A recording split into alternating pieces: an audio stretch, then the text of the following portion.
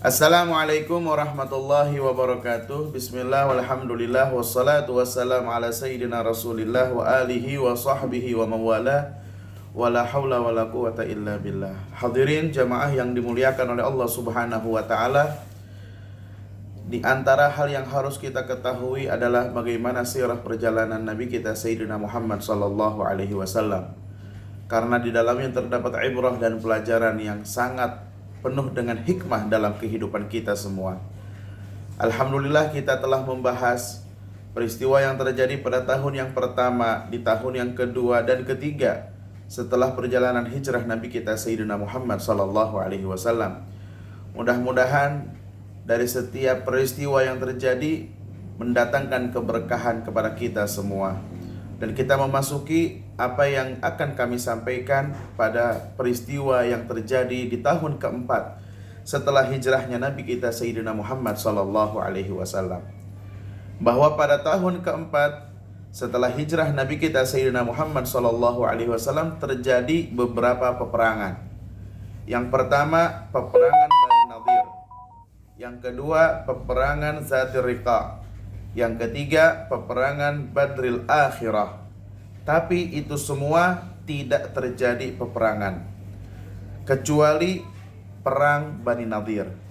Bani Nadir itu siapa? Mereka adalah kabilah dari kalangan Yahudi yang tinggal di kota Madinah. Mereka mempunyai perjanjian dengan umat muslimin agar satu dengan yang lainnya bisa saling hidup berdampingan dengan aman. Akan tetapi yang dilakukan oleh mereka orang-orang Yahudi yaitu melanggar apa yang sudah mereka janjikan dengan Nabi Muhammad sallallahu alaihi wasallam. Qadima ilaihimur Rasul sallallahu alaihi wasallam ma'a ba'di ashabihi, maka datanglah Nabi sallallahu alaihi wasallam bersama sebagian para sahabatnya. Maka kemudian para majmu'ah di antara mereka saling sepakat untuk membunuhnya. Maka ketika Nabi mengetahui kalau ternyata akan terjadi pertumpahan darah saat itu, Nabi sallallahu alaihi wasallam keluar dan berjumpa dengan mereka, diikuti pula oleh para sahabatnya. Kemudian Nabi memerintahkan mereka untuk keluar dari kota. Maknanya lebih baik tidak perlu terjadi peperangan, tapi kalian karena telah melanggar apa yang sudah kita sepakati, keluarlah dari kota Madinah ini. Akhirnya orang-orang Yahudi pun lebih baik mereka keluar dari kota Madinah dan mereka tidak melakukan perlawanan apapun. Maka Nabi SAW kemudian mengepung mereka.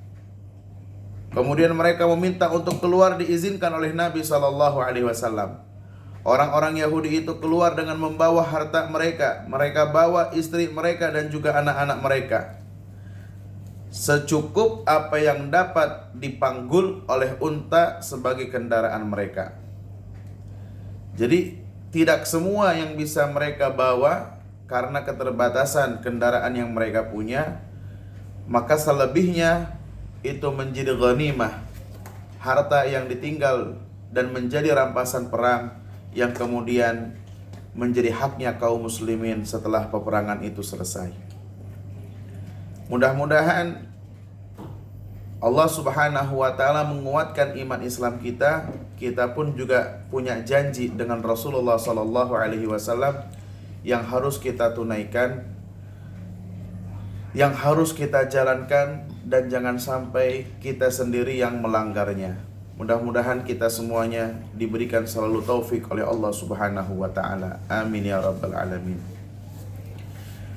Kemudian pada tahun keempat turunlah malaikat Jibril di peperangan Zatir Riqa. Kedatangannya malaikat Jibril untuk mengajarkan kepada umat muslimin tentang bagaimana pelaksanaan sholatul khauf. Ya, sholatul khauf, karena pada saat itu mereka sedang dalam pertempuran, masih merasa belum aman dan masih ada kemungkinan bahwa orang-orang kafir Quraisy itu akan kembali untuk memerangi kaum muslimin. Maka turunlah ayat yang menjelaskan tentang rukhsah tayamum. Ya, kenapa dinamakan Zatir Riqa? Karena pada saat itu cuacanya panas, perjalanannya jauh, sampai kaki-kaki mereka itu pun pecah-pecah. Ya, mereka pakai khauf di cuaca yang dingin pun, ya, mereka tidak memungkinkan menggunakan air untuk berwudu, maka diizinkanlah mereka untuk menggantikan wudu mereka dengan tayamum. Pada tahun keempat pun terjadi peristiwa, yaitu wafatnya istri Nabi yang bernama Zainab. Zainab istrinya Nabi meninggal dunia, begitupun juga dengan seorang sahabat yang bernama Abu Salamah. Abu Salamah ini adalah anak dari bibinya Nabi Sallallahu Alaihi Wasallam, dan Abu Salamah juga adalah saudara Nabi dari radha'ah, saudara Nabi dari sepersusuan. Ketika Abu Salamah meninggal dunia, maka Ummi Salamah istrinya datang kepada Nabi Sallallahu Alaihi Wasallam, "Ya Rasulullah, suamiku telah meninggal dunia." Maka kemudian Nabi mengajarkan kepadanya untuk mengucapkan kalimat Inna lillahi wa inna ilaihi raji'un, Allahumma ajirni fi musibati wa khlifni khairan minha. Maka dibacalah oleh Ummu Salamah, Inna lillahi wa inna ilaihi raji'un, sesungguhnya kita milik Allah dan kita semua akan kembali kepada Allah. Allahumma ajirni fi musibati, ya Allah berikanlah pahala untuk kami dalam musibah kami ini, wa khlifni khairan minha, dan gantikanlah dengan yang lebih baik dari yang telah hilang. Untuk masalah pahala, Ummu Salamah yakin akan hal itu. Tapi yang kedua, yang dimana Nabi ajarkan untuk membaca wa khlifni khairan minha, gantikanlah musibah yang telah terjadi ini dengan yang lebih baik dari apa yang telah terjadi. Dia bingung, apa ada seseorang yang lebih baik dari suaminya yang telah meninggal dunia yang kemudian akan menggantikan posisi suaminya itu? Nggak lama kemudian Nabi SAW datang untuk menikahinya.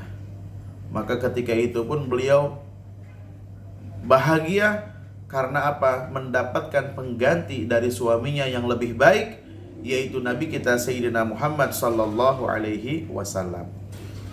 Dan pada tahun itu pun lahirlah putra Nabi yang bernama Husain. Sebelumnya Hasan.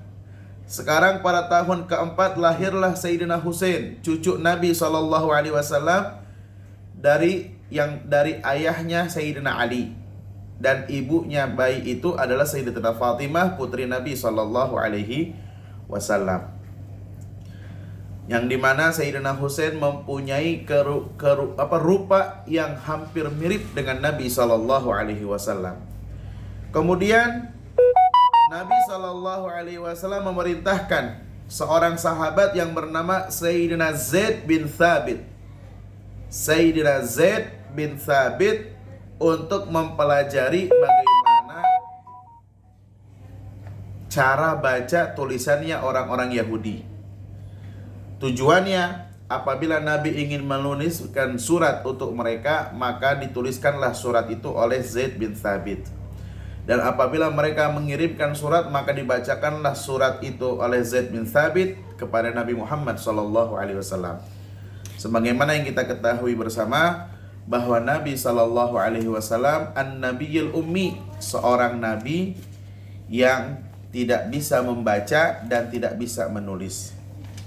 Kok bisa tidak bisa membaca dan tidak bisa menulis? Bukankah hal seperti itu adalah suatu kekurangan yang dialami oleh seseorang? Tentu bagi kita, apabila tidak bisa baca, tidak bisa menulis adalah kekurangan. Tapi bagi Nabi Sallallahu Alaihi Wasallam justru hal itu menjadi kelebihannya. Kenapa dinamakan menjadi kelebihannya? Untuk membuktikan bahwa Al-Quran bukanlah buatan Nabi Sallallahu Alaihi Wasallam. Bagaimana mungkin orang-orang mengatakan Al-Quran buatan Nabi Muhammad, sedangkan Nabi Muhammad sendiri membaca tidak bisa, menulis apalagi?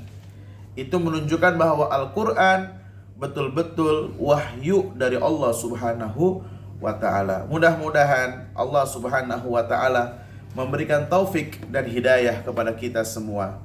Ilmu yang kita pelajari tentang perjalanan Nabi kita Sayyidina Muhammad sallallahu alaihi wasallam dapat kita ambil hikmahnya dan menguatkan keyakinan kita serta kecintaan kita kepada Nabi Muhammad sallallahu alaihi wasallam.